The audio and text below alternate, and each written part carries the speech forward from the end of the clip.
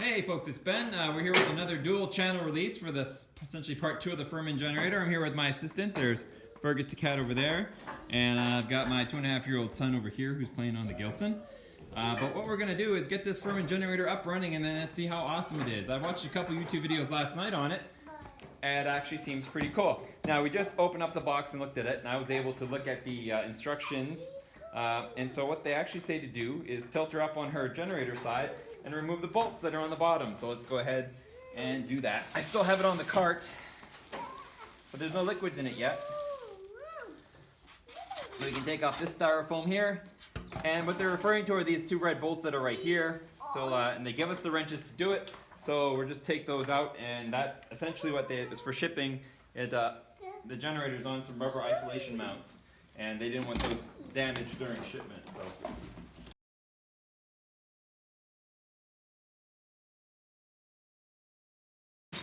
So once you remove the hardware, in theory you're good to go in terms of taking stuff off. This is really good though, so I'm going to keep it, put it in my crap pile. So we've got that going for us. Now while we're under here, the kit did come with wheels, so let's put them on. Seems all my helpers have abandoned me, but in our bag of bolts they have these two pre-assembled little pieces. They consist of a little clip, a washer. So you take the wheel, put it through, put that through,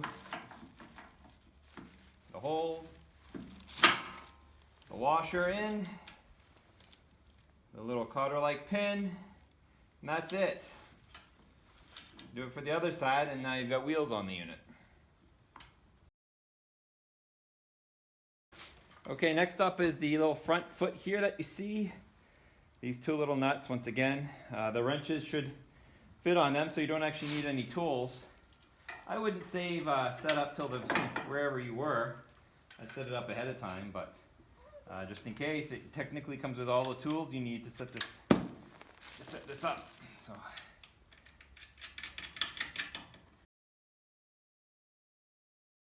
The wrenches, by the way, are 10mm and 12mm. Like I say, they're a pretty good quality, so I'll probably use them for this and that moving forward. I'm pretty sure the oil drain bolt's probably going to be a 10 or a 12, so if you needed to, you could use it for that. So the plastic is off. I guess it's, well, you want it to be able to fold down and pick up and then be able to lug it. So that would be the direction, because having it this way would be in the way at the time. So we'll want to put it that way.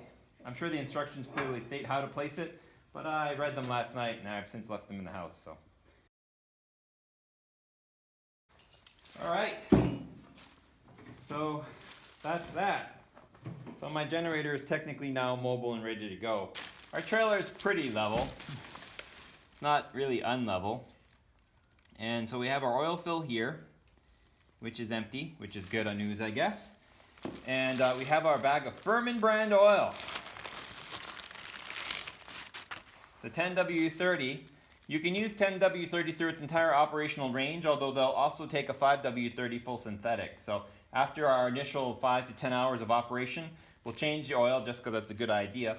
And we'll probably put a synthetic 5W30 in here, because the only time this generator is going to be doing a lot of service would be when the power is out in the winter time. So I'm going to need that thing to, a little thinner oil will help it when it's starting up, keep everything nice and awesome. I'd seen some reviews on this on YouTube, and people are right, you know, for the $300, even if it only lasts a little while, that's cool. But really, I'm a cheap guy, but I want good stuff. So this container contains 18 fluid ounces. So long story short, it takes 0.6 of a quart. But this is the dipstick, and so we need to just have it on the high mark here. It actually shows a little oil in it, or at least the dipstick's wet. So let's put that in there. And this is awesome, and we'll pour, I don't know if that's a full quart or not. I can't remember how, 18 fluid ounces, is that a quart? And let's put it on the ground so we can fuel it. Here we have our gas can. It has a little inlet screen, that's cool. A little filter, so you can't put chunks in the tank, which is ideal. And as I mentioned in the prior video, it does have a fuel gauge. Now I'm not going to fill it because I'm not going to run the hell out of it. but we are going to put enough gas to make sure that we get about a half a tank. So let's go ahead and do that. It does recommend at least an 87 octane, which, unless you're not from around here, that's about as low as you can get anyway. So.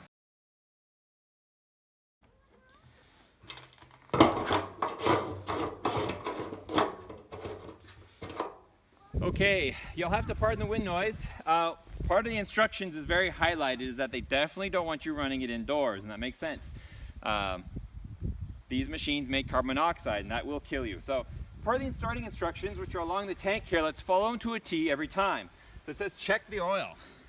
I know I just put the oil in, but I want to make sure I put in enough, so I'm just going to check it and be sure. So the oil is good. Put gas in it. Yes, still have half a tank. Turn the fuel unit to on. It's on this side of the tank right here, and it's off, and in the middle is on. So now my valve is on. Technically, flow is now filling into the float of the carburetor. So we'll stall a little bit while we do the other things that are going on here. It says turn the machine on. Let's bring the camera back over here, because this machine actually has an on switch. So you actually have to turn it on to start it, or at least allow the ignition to go. Next is turn the choke to on. So let's do that. It's above the air filter here. You just push it that way, and then once we get it started, we'll pull it back. Now I got to pull on the thing, so I'm going to let it sit for a sec once again to populate the bowl full of gasoline. So we'll edit that out, and then we're going to pull. What do you call this? First start, cold start, non-start? First start of the Firman generator. And here, there's a compression, and go.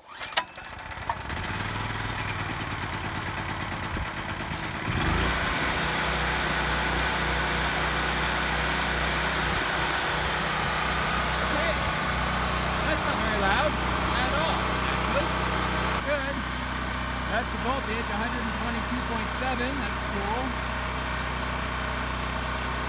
Frequency's a little fast at 62.8, but not a game breaker. There's no hours on it. Good. And the oil is probably fine.